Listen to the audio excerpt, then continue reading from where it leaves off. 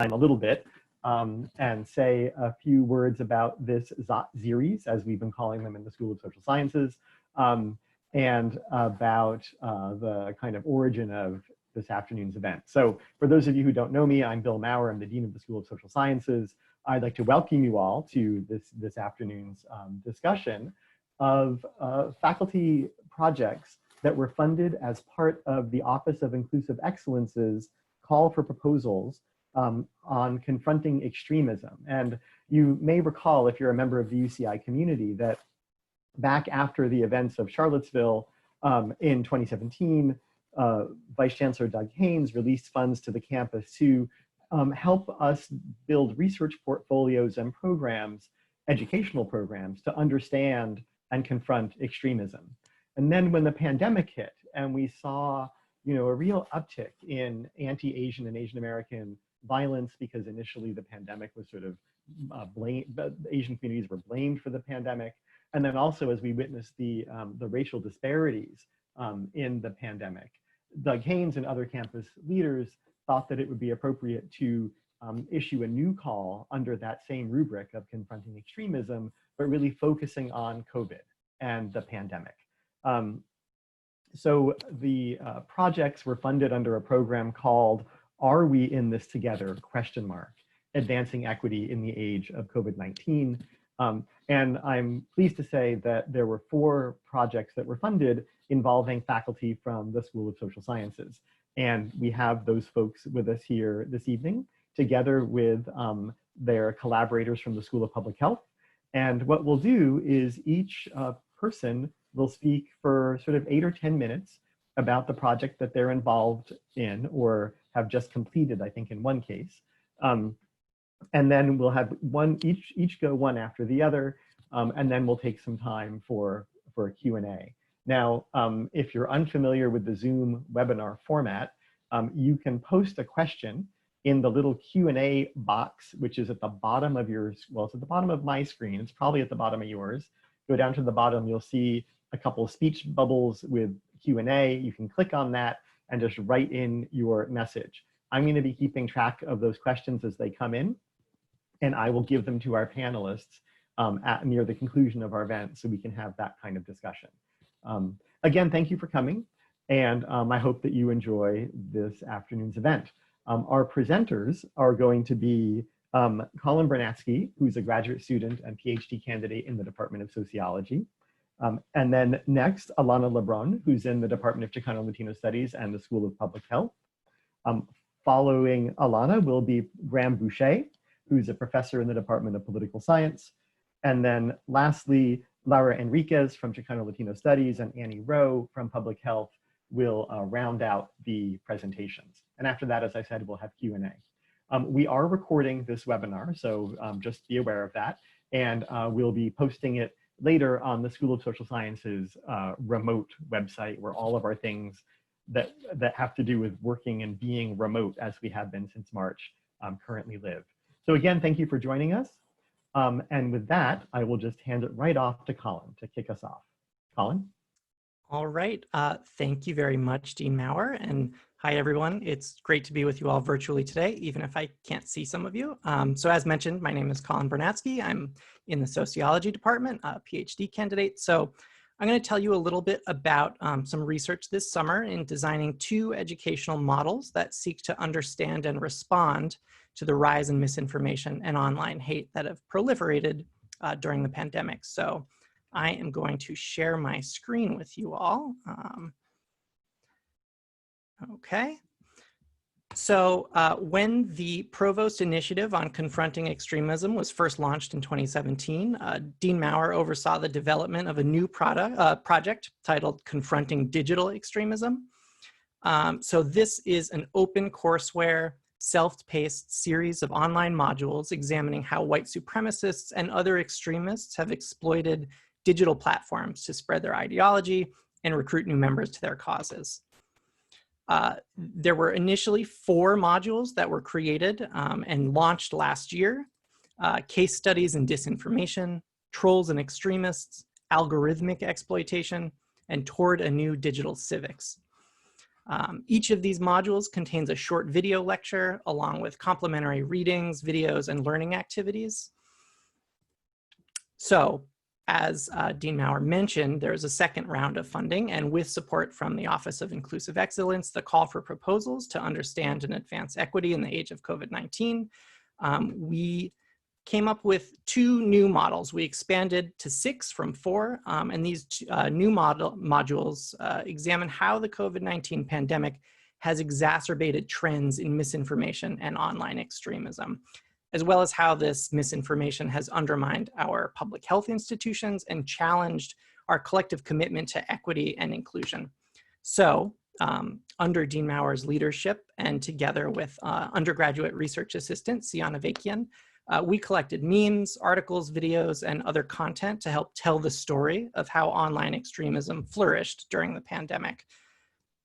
And we also draw on a variety of academic resources to situate the current moment within a broader social, historical, and cultural context. So let me tell you a little bit about the new modules. The first module is called The Racialization of COVID-19. So in this module, we start by examining how pandemics have been racialized throughout history. So beginning with the persecution, and I'll show you just a couple samples of some slides as we go so you can get a taste of what the modules will look like. So beginning with the persecution of Jewish communities during the bubonic plague in the Middle Ages, and we trace this all the way to contemporary examples of xenophobia that took place during the SARS and Ebola outbreaks. So next we outline how these processes of stigmatization and othering played out during COVID-19 and the ways in which Asian Americans, Muslims, Black communities, and other groups experienced discrimination, harassment, and misinformation online as well as in person. So we talk about how the pandemic also made the realities of systemic racism more visible as well, both in terms of the racial disparities of COVID-19, as well as the digital extremism that was directed at Black Lives Matter protesters during this summer. And then finally, we discuss strategies to combat hate during the pandemic. Some of you may have heard of, K-pop fans flooding racist hashtags earlier this summer, things like that. So we talk about that in the first module, and the second module is another heavy topic. This one is called the infodemic. So you may have heard this phrase. It was used by the World Health Organization at kind of near the start in February and March. And it describes the overabundance of information that's available to us online, which makes it difficult to find trustworthy and reliable sources of information about COVID-19. So in this module, we look at some of the different groups that are either producing COVID-19 misinformation or persuaded by it. So first, we explore these emerging alliances between groups that seemingly previously were disconnected from one another, or so it seemed. So white supremacists, militia groups, conspiracy theorists, vaccine skeptics, and others who are all kind of ensnared in this infodemic that we now find ourselves in. And then we outline the underlying basis and appeal of conspiracies and misinformation that arise in times of crisis. So in other words, what makes some of these claims about COVID-19 so believable to some people and not others? Then we examine the role that social media has played in facilitating the spread of COVID-19 conspiracies and making this infodemic even worse.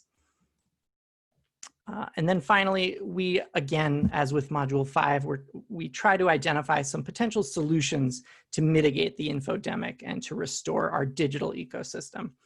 So in both modules, as you can tell, they're big, really weighty issues that we're grappling with. And so while we certainly don't, claim to have all the answers, we hope that these modules will be informative and engaging to people. So how to access these modules. We expect these new modules to officially go live shortly, probably within the next week or so. And when they do, you will be able to find them at this link. I will post this in the chat as soon as I'm done. Here's just kind of a snapshot of the website, so you can kind of see how the course is organized. So each of the various tabs on the left takes you to a different module, and then each module is broken down into different components, with the video lectures serving as kind of the main course and the additional readings and learning activities being complementary elements that tie everything together.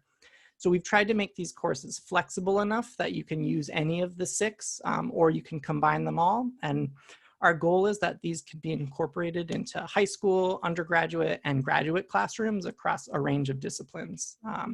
So we would also love to see this course used to educate teachers, public health professionals, and concerned citizens who are seeking to make sense of this current moment and to inoculate themselves against the infodemic.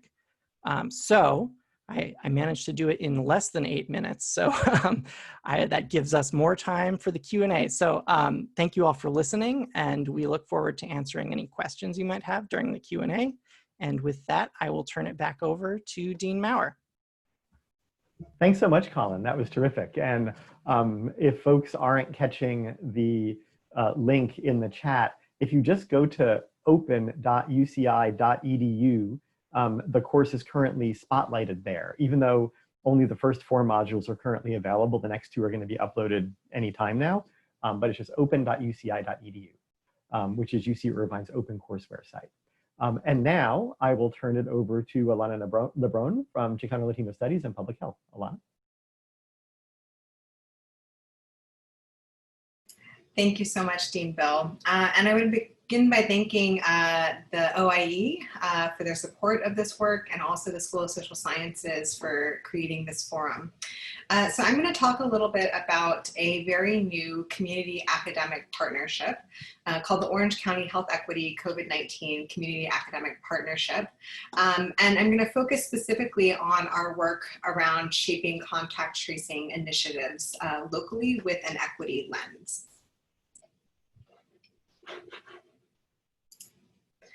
So as many of the panelists, and I imagine many of the participants in this webinar are familiar, the COVID-19 pandemic has really disparately affected the social, economic, and physical well-being of communities of color and low-income communities throughout the United States. And in the pandemic, we certainly are all in the same storm, but we're not in the same boat. And in Orange County, we've seen that Latina, Latino, and Latinx, Asian, Black, Native Hawaiian Pacific Islander residents are all more likely to experience COVID-19 mortality risks than their white counterparts. And we've also seen that the COVID-19 pandemic has been concentrated more recently in Northern Orange County that is home to many low-income communities of color. Whereas the virus really began in the more sort of affluent communities in Orange County. So our partnership is really focusing on an equitable response to the pandemic, and hopefully we'll focus on equity beyond the pandemic as well. But one sort of leg of our work has been around contact tracing. And put very simply, contact tracing involves outreach by an organization or governmental agency to people who have come into contact with someone who has been documented as being diagnosed with COVID-19. So the context of that person who has the virus are notified of their potential exposure. There is often a medical assessment that's done verbally, for example, or there's a connection to resources to get tested. And then depending on symptoms and the outcomes of those tests, individuals are then recommended to either be quarantined or monitored or isolated. And the Centers for Disease Control and Prevention really recommends that contact tracing is a critical element to mitigating the spread of the pandemic and to moving beyond this pandemic. So preparation for large-scale contact tracing initiatives have largely been led by technological sectors, focusing mostly on phone-based technologies that can be used to understand who might have come into contact with someone who might have been shedding the virus, and then informing those people who may have been in contact with them. And contact tracing is important, certainly nationally, but also in California. So Governor Newsom has noted that this is a critical element to the pandemic response in California. And the UC president has also noted that this is an important approach that each campus will need to take in order for us to begin to reopen. but really lacking in the recommendations from the Centers for Disease Control and Prevention is a focus on the social determinants of health and inequities as they may intersect with contact tracing approaches. So there's several major gaps, as I begin to allude to, in the public health response overall. Namely that these solutions are being led by the tech sector, and notably that there's limited attention to contact tracing and the social determinants of health. And there's also, there are some gaps in the training that contact tracers are receiving or that entities that are leading these initiatives are receiving. And most important from our partnerships perspective, the voices of members of affected communities are absent from discussions of contact tracing initiatives, from the design, implementation, and evaluation of these initiatives. And this is really a point where our partnership is trying to intervene. So some of the overarching goals of our partnership include certainly controlling the spread of COVID-19, but also mitigating the social and health inequities that have been borne out by this pandemic, and really transforming the underlying social and structural inequities that have shaped the reality that the pandemic has disparately affected low-income communities of color. And our vision as a partnership is that we work together certainly to affect the outcomes and experiences within the pandemic, but also to literally transform these conditions in order to support more resilient communities. So in terms of informing contact tracing initiatives locally, thus far our partnership has discussed guiding principles that would be very important for an equity-oriented contact tracing approach, making sure that those contact tracing initiatives are contextually and culturally sensitive and are informed by the local context. We're also working on continuing to grow our partnership and sustain our partnership in the evolving pandemic context as we think about an equitable recovery locally. We, as I'll share momentarily, have had the opportunity to inform, in part, a contact tracing workshop that was developed and led by the program in public health here at UCI. And so that we've been able to inform some of the curriculum related to the social determinants of health.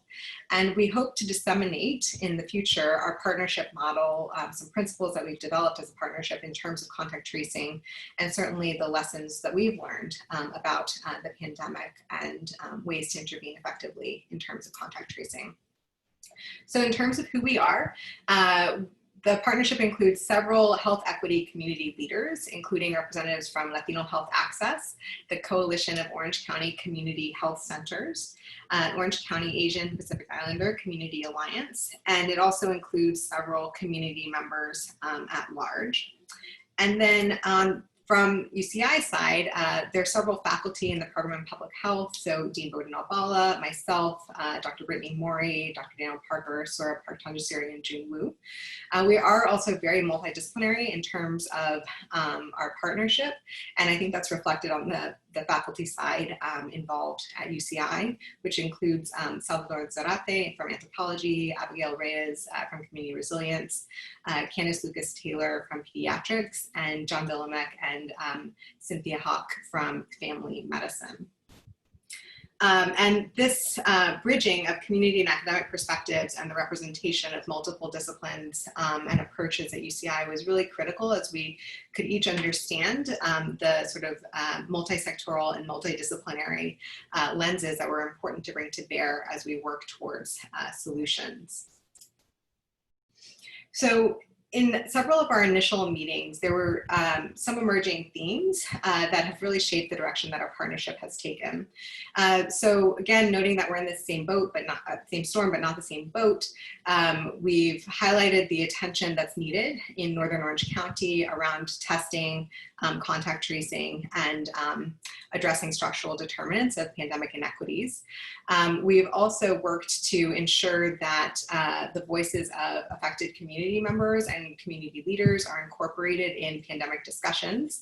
And while initially our partnership began with a focus on contact tracing, it was very clear from several of our initial discussions that it was important to focus on exposures, testing, contact tracing, and the new systems that are needed to promote well-being. And so we are working to rapidly build this multi-sectoral partnership. Very briefly, I'll highlight some of the ways in which our partnership was able to ensure that the workshop that was offered by the program in public health was able to also be accessible to and relate to the communities that local contact tracing initiatives will be focusing on. And I'll note that the workshop was project directed by Dr. Daniel Parker in public health. So some intervention points in terms of thinking about the curriculum included focusing on a popular education design such that the curriculum would resonate with certainly UCI community members and also community members in Orange County more broadly. We were able to successfully deliver this curriculum in English and in Spanish. And there were both online portions that were asynchronous, and then we also had synchronous portions that enabled this curriculum to be very dialogic and also build community remotely when we know that we need to be apart to mitigate the pandemic. And the participants included certainly people who anticipated to be contact tracers in the short term, but UCI students and community members. So I will just leave us with some future directions for our partnership. We are in the process of evaluating our partnership engagement strategy and the partnership's work itself. And we think that this partnership model has the potential for translation to other contexts and communities. Certainly, as we can imagine, other California communities affected by COVID-19, other campuses like UCI who are preparing for in-person teaching, and then other communities as they prepare for resilient responses to future pandemics or disasters. Thank you. Thanks so much, Alana. Super fascinating, and I've already got questions, but I will hold them. And others with questions should also feel free to just put them in the Q&A field in your screen. Just click on the Q&A thing. You can add your question, and I'll get to them at the end. But next, I'll turn it over to Graham. Hi, all. Thanks so much, Bill. Thanks to the Office of Inclusive Excellence for supporting this work, and thanks to my fellow panelists. You know, it's really, really remarkable to hear the work you're doing that's going to have an actual impact on a response to this crisis. The work I'm doing is largely descriptive, and so hopefully I can find a way of turning it into some meaningful policy action as well. I'm Graham Boucher. I'm in the Department of Political Science at the University of California, Irvine, and also in the Masters of Public Policy program, where I study how governments solve complex problems, right? How is it that governments solve complex emerging problems that involve tremendous uncertainty? And what I find remarkable and distressing about the coronavirus epidemic is that this represents, in my view, a staggering and quite unusual policy problem, in the sense that the pandemic threatens not just the public health system, our capacity, our ability to protect American lives, but it's also been disruptive to the sports and leisure industry. It's threatened our food supply. It's revealed the inadequacy of our housing crisis, and is a problem that not only is touching on so many dimensions of American life, but is also exacerbated by the inequities in American life. So that the very real problems of income inequality, racial inequality, access to healthcare are made much worse by this crisis. And so what interested me, and is unique for a political scientist like myself who studies policy making and policy change, is that the coronavirus epidemic is unusual in the sense that it touches so many different dimensions of American life. Unlike most disasters that tend to be fairly focused and demand a focused response, the coronavirus epidemic is touching many, many different parts of our lives. And in addition, it's a policy that has largely been devolved to the state governments. So typically at the federal level, we would expect a coordinated and aggressive policy response from a presidential administration, coordinated through a single health agency and with a coherent communication strategy. And instead, we've seen a largely devolved policy response. So my descriptive perfects in this research was fairly straightforward. The first thing I wanted to do was to simply map the coronavirus agenda in the American states. So what does it look like? What are state governments doing with the laws they are introducing and the laws they are enacting? I'd like to point out those are going to be different things. And how are they defining, as they do this, the relevant dimensions of the problem of the COVID-19 epidemic? I'm interested in doing this partially because I'm interested in mapping the agenda, but also I'm terribly interested in figuring out how it is in a decentralized system the state governments are going to lead the way in the coronavirus response, and a series of questions about what's going to produce differences in the coronavirus response. For example, as I'm sure you can imagine, we might see very different policymaking in response to the COVID epidemic in New Jersey, New York, or California, Oregon, as you might imagine in North Dakota, South Dakota, Texas, and Mississippi. So how is it that this heterogeneity of the states has shaped the way we've responded to the coronavirus? And how is it that this response to the coronavirus epidemic has changed over time?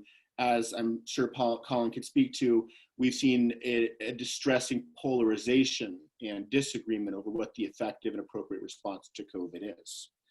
To do this, my research is still in development, so I really look forward to talking to any interested parties out there or students who would be interested in rolling up their sleeves and getting to work on something like this.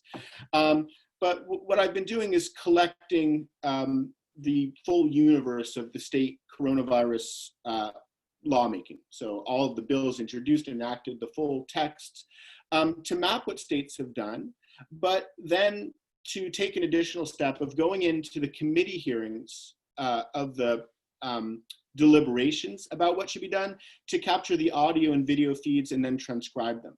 Much of the themes that Bill was highlighting at the outset of this talk, how we socially construct a problem, how we may racialize the response to a problem, isn't going to be in the text of a bill, but it may show up in the deliberations of a community trying to work out what they're going to do.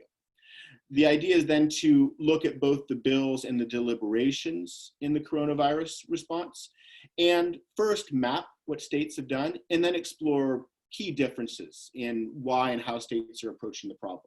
So to give you an example, in some areas of these 3,000 bills introduced so far in response to the coronavirus epidemic, there's some relative consensus. States have had to struggle with figuring out what to do with elections, how to have secure elections in response to a pandemic where going to the polls to vote could be lethal, right? Although this is changing now over, in the months leading up to the election.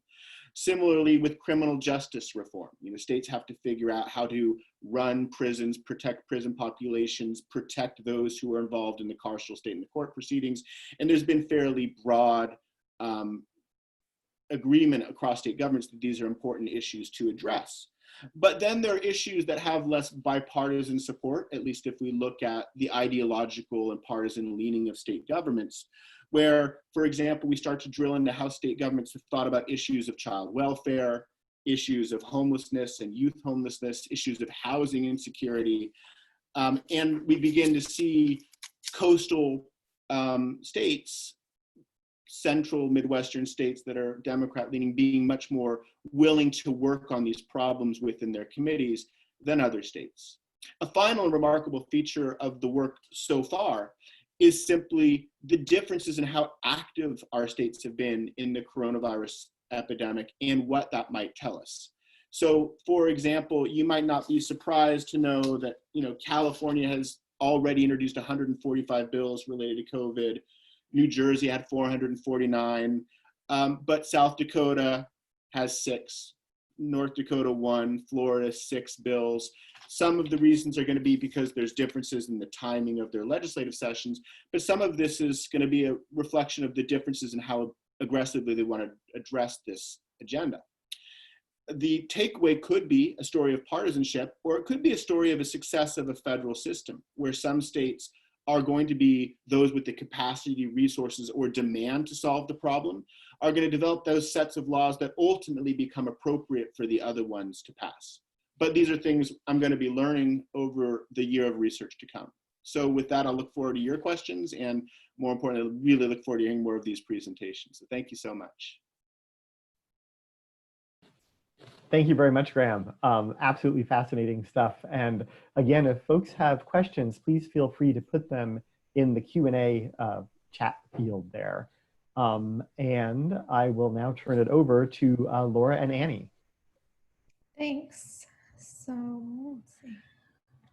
All right, so super excited to be here and round out this panel to talk about our project, looking at experiences of COVID-19 at the UCs, right? Looking at students at our campuses system-wide and trying to look at inequalities among students who have immigrant parents, right?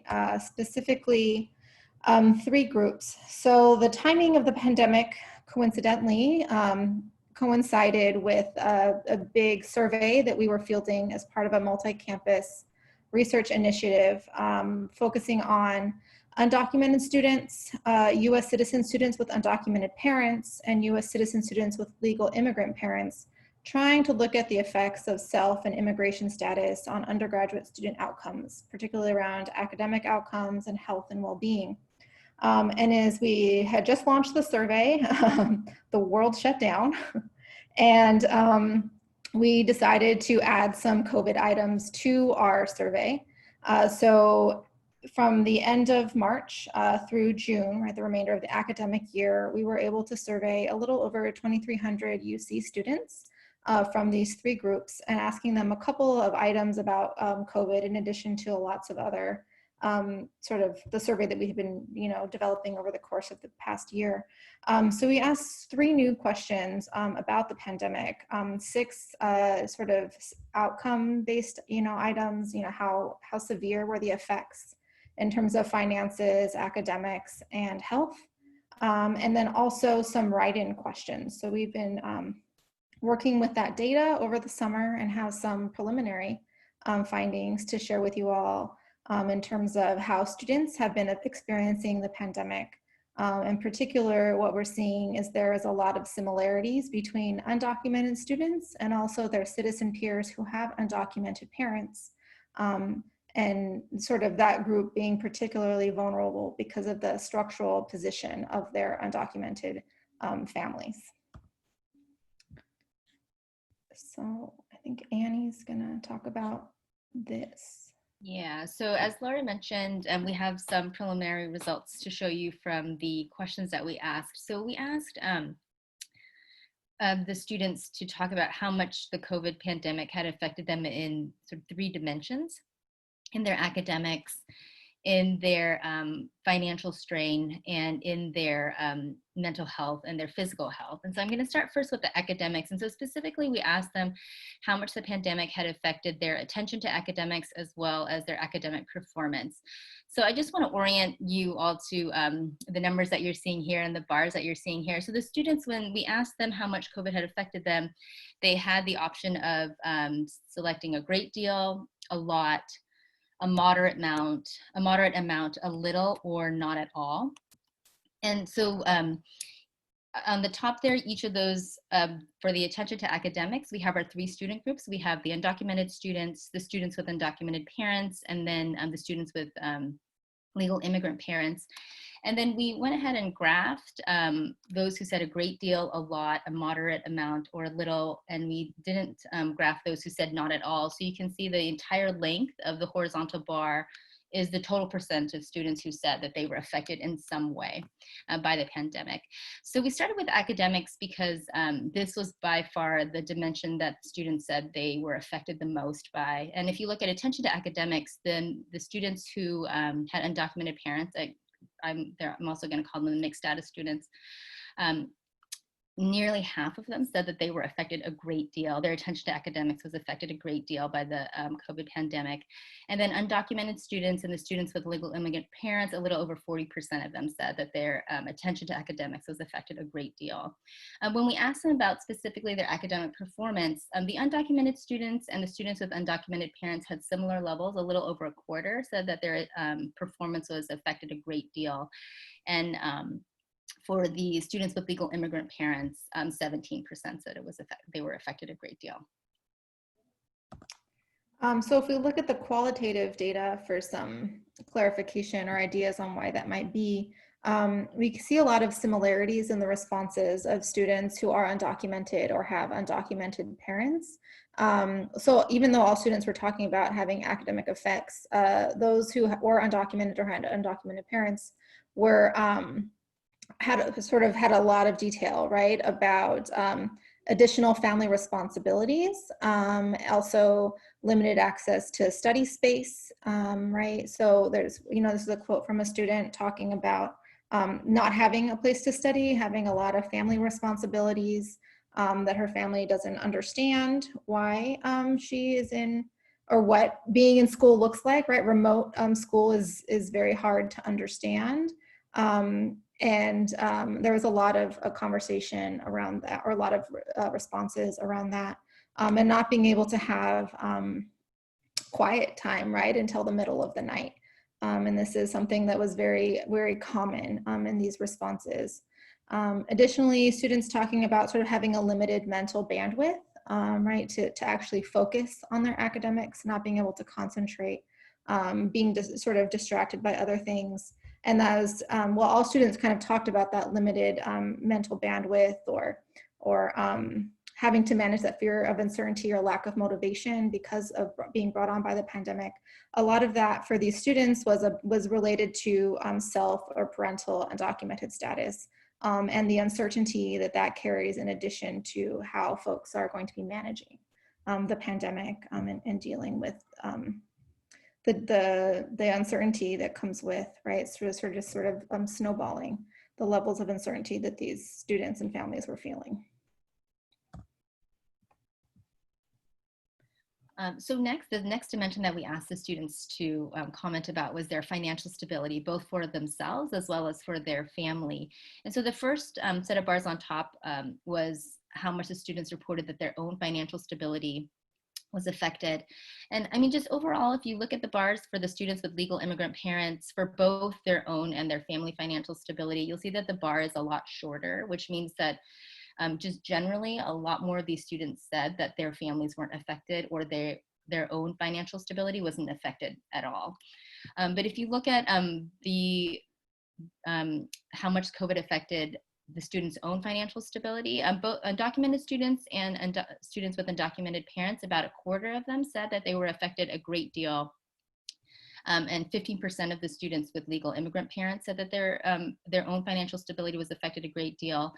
The proportions were a lot higher for when we asked about family financial stability. About a third of undocumented students and a third of students with undocumented parents said that their family's financial stability was affected a great deal because of the pandemic, versus 18% for the students with legal immigrant parents.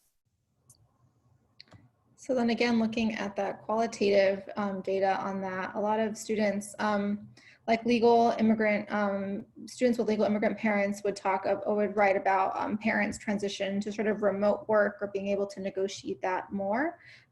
Whereas undocumented students or students with undocumented parents would talk about their parents being unable to transition to remote work, or themselves being unable to transition to remote work, and then facing job loss, particularly for those who are working on campus, and not being able to transition that work when they moved home.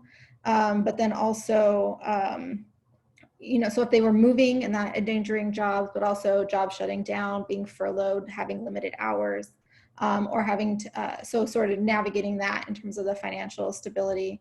But then another additional layer, right, that explains some of the similarity between that undocumented and mixed status group is that they're both not able to access sort of the safety nets that were put in place to help negotiate and navigate the pandemic and its economic effects, right? So undocumented students were not eligible for some of the funds that came through campus to help to create emergency grants for students, and we're explicitly barred from accessing that by the federal government. And then in addition, we're not eligible for stimulus checks, right? If you had an undocumented person or a documented parent, even if there were citizen family members, they were not eligible.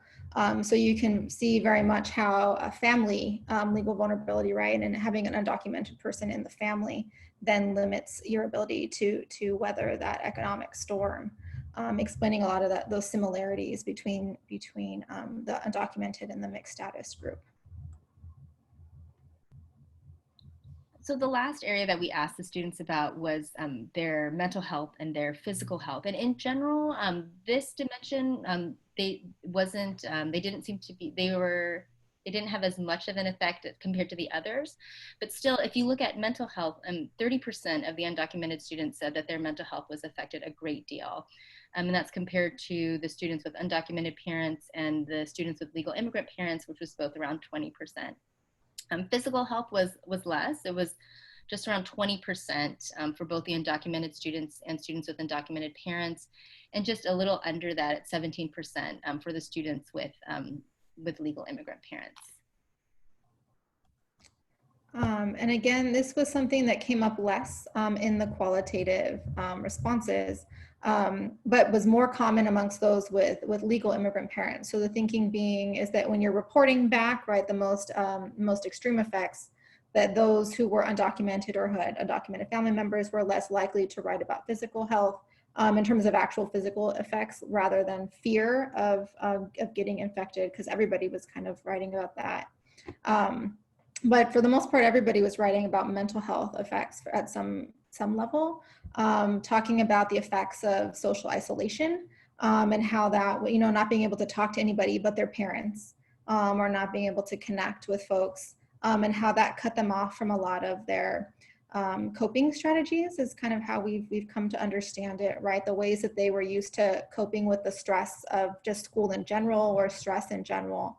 Was around talking to friends, being outside, but having to be isolated and inside cut them off from a lot of their strategies and sort of exacerbating these mental health issues.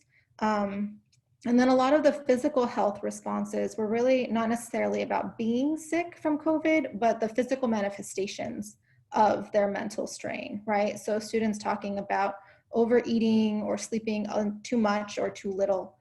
Because of the stress that they were feeling and having to sort of trying to process a lot of those things, and how that was shared by family members as well. So then there's a lot of just mental strain within the family that also strained family relationships, creating additional stress, really spiraling. And to some extent, some students, particularly those who were undocumented or had undocumented parents, were worried about the lack of health insurance. So if they did get sick, how would they negotiate that? For the undocumented people who didn't have, and their families who didn't have insurance, because the students would all have insurance through SHIP, right? But more concerned about graduating and losing their health insurance that was provided by the university, or their parents or family members who don't have insurance. So, you know, again, this is more preliminary data and it's primarily descriptive, but I still think that there are some kind of takeaway points that we wanted to highlight. I mean, first is just how widespread the negative effects were. And I think, you know, us having all lived through it, it's not a surprise, right, that this was incredibly disruptive. But to actually, what was striking is when we quantified it, nearly, you know, over 90% of students, for every single thing that we asked them about, said that this had affected them in some way, right? And a really large proportion had said it had affected them a great deal. And so when we're actually able to quantify it, it does become quite striking to see how widespread the negative effects were. And they were widespread across all three of our student groups. But I think what was also interesting to us was to see how similar the undocumented students and the students from mixed status families were. I think maybe if you're thinking about who's most vulnerable, maybe some might assume that it's the undocumented students because they're sort of dealing with their own vulnerability in their legal status. But we actually found that the undocumented students and the students with undocumented parents looked quite similar. And really we see that when the students were concerned about the legal vulnerability within their family, it really showed up in their concerns for their family financial strain. And in turn, that sort of set off a cascade of events where they then affected their mental health as well as their academic outcomes and their attention to school.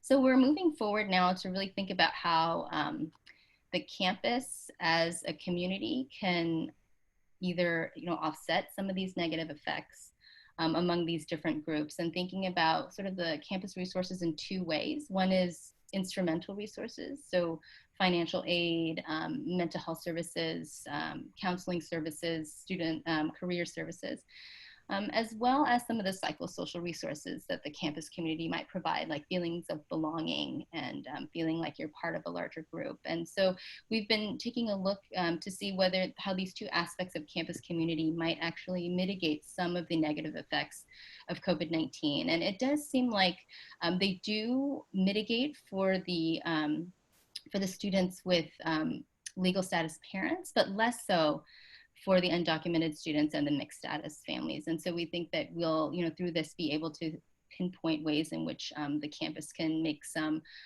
interventions and start thinking about ways to reach some of these impacted students.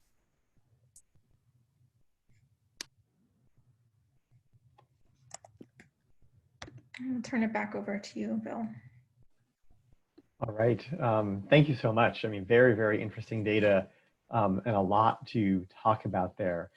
If folks have questions, please feel free to put them in the Q&A field. And we have one that I believe is for Graham right off the bat. And then I have a couple too if people in our audience are shy. But Graham, the question is, do you think that, and this is from Jessica Bowers, do you think that it's COVID-19 that's changing how people are reacting, or do you believe that it is newly uncovering very old issues by exacerbating what's been obvious to those who suffer from ongoing issues, I think meaning ongoing inequality? Oh, and you're on mute, so you'll need to unmute. Yeah. That's a great question, and it really casts into relief what's so interesting about coronavirus and the art of problem definition and policymaking, is that people who are concerned with and know about long-standing inequalities in the country are calling attention to how much worse these inequities are because of the epidemic, to demand, in some cases, more satisfactory policies be made going forward. So in many ways, what we see is a coupling of an old problem with an emerging problem that allows them to try to advance their agenda and cause. So it's terribly interesting in that regard. And you sound sort of hopeful and optimistic that there's no such thing as a wasted crisis, and that COVID will actually help state governments anyway address longstanding inequalities. Or push them to consider it. And one of the examples that I had a Brazilian visitor who was trying to renew health insurance in the US after coronavirus emerged, and suddenly discovered that he couldn't renew with a policy that would account for coronavirus, is just, it's revealing to so many participants in the policy process how unsatisfactory the state of affairs as they are. It's revealing in many ways this problem. Whether it'll actually lead to change, that's an entirely different question, but that's what I'm hoping to learn about as we mine for framing and discourse in the lawmaking process. Thank you. Alana, I had a question for you, and it's really born of some of my own experiences trying to create community partnerships, since yours is a kind of community-based model.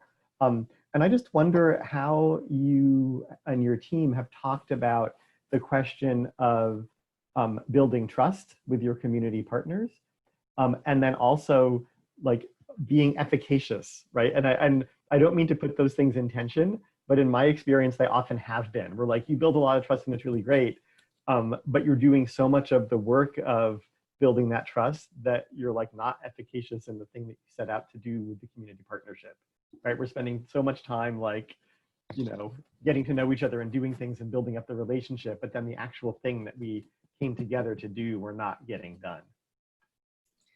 That's such a good question. And I'll note that this partnership is a little bit different from several other partnerships that I've been involved with and some that I've co-founded, in that in our first meeting, we actually talked about how we would build relationships together, and the invitation from our community partners with, we've got to hit the ground running. We've got to act together and mobilize together. And through that, we hope to build trust, but we don't have as much time to do the relationship building that might be done in other partnership models because of the urgency of the pandemic. So in this case, I think that, to this question of how do you balance the time that is needed to build relationships and hopefully build and nurture trust with moving the work forward, we've actually had to do both simultaneously and privilege the work. And I actually think that launching into a project together immediately has helped us to accelerate that time that it takes often to build relationships. Great, thanks for that response. It'll also be interesting to see and sort of document how the partnership forged in crisis can endure, right? I mean, because you had in your last slide, basically preparing for the next one, right? Preparing for the next crisis, and how can the creation of these sort of practices of resilience be extended when the immediate crisis is over and before the next one. Again, I invite folks to add questions.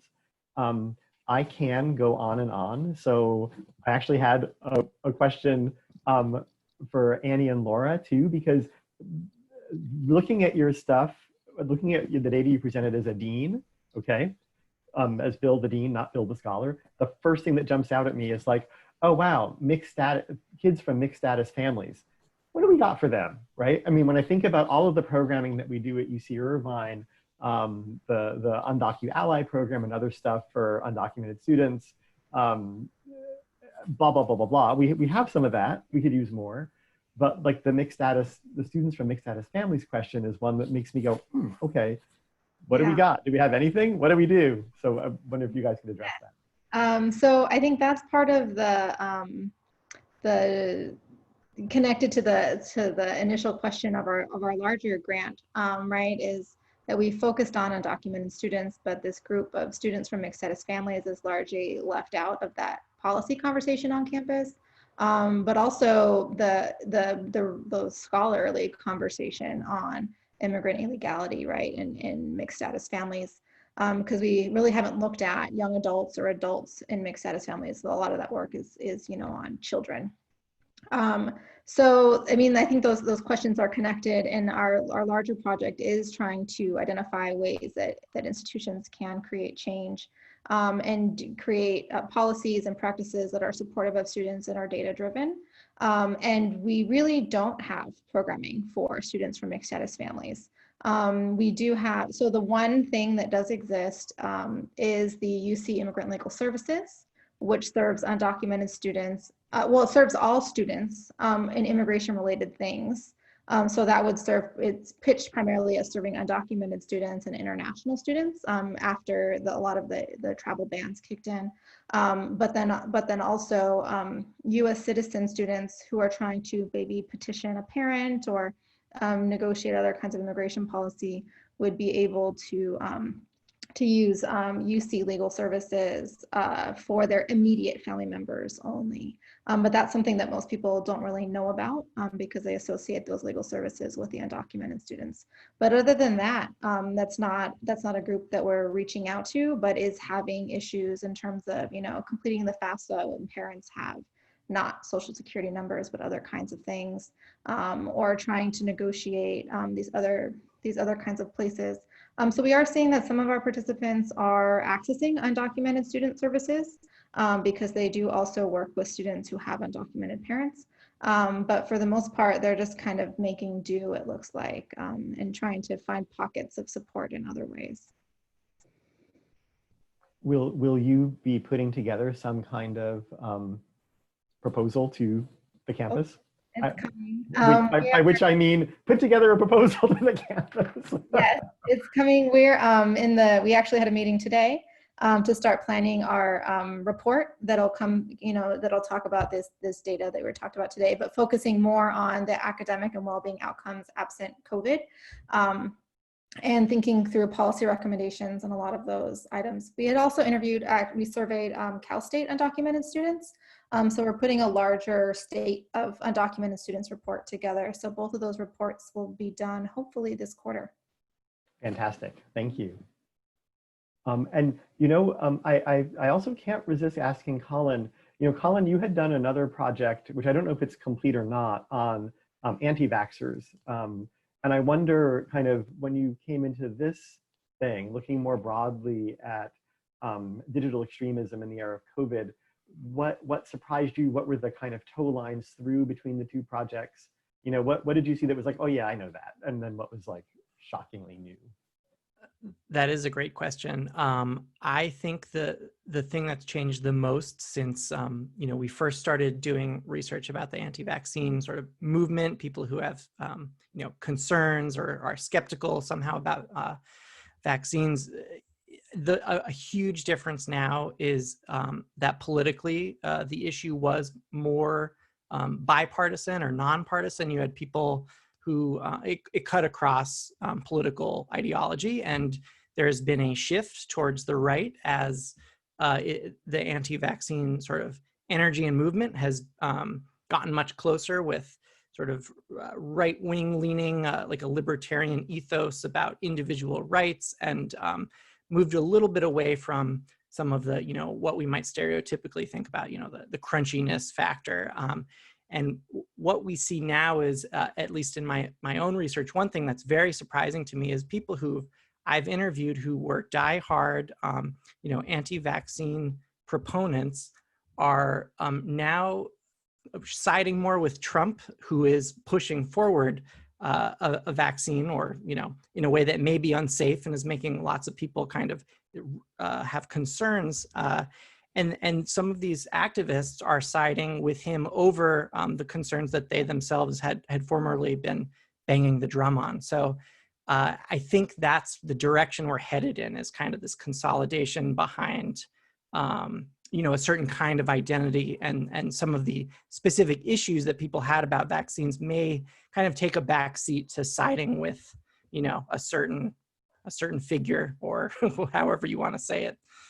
Interesting. So like anti-vaxxers become vaxxers if it's Trump's vaccine.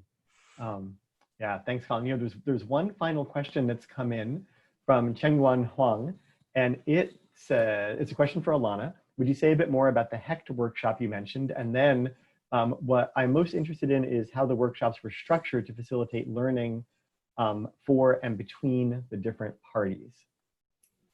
Sure. So the Health Equity Contact Tracing, or HECT workshop, was offered by the Program in Public Health, and we partnered with them to think through what the curriculum could look like in terms of its delivery to facilitate dialogue and discussion, particularly noting that other contact tracing training programs that had been started in the pandemic were really lacking in equity focus in terms of content, but also in terms of how they're delivering the curriculum.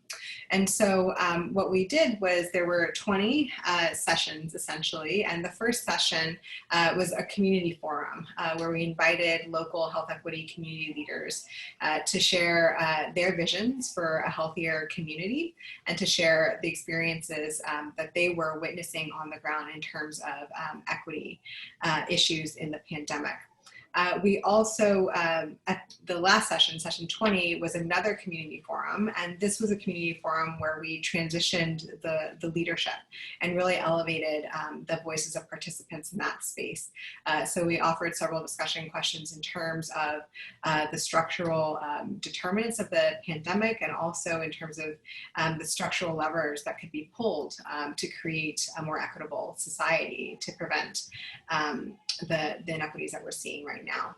And then for the remaining 18 sessions, there were each week asynchronous pre-recorded videos that were available to participants. And then there were discussion section facilitators that included some people who were affiliated with the university, and several people who are community leaders in Orange County in low-income areas where the majority of residents identify as residents of color. And so those facilitators each week facilitated a discussion collaboration amongst their segment of the participants.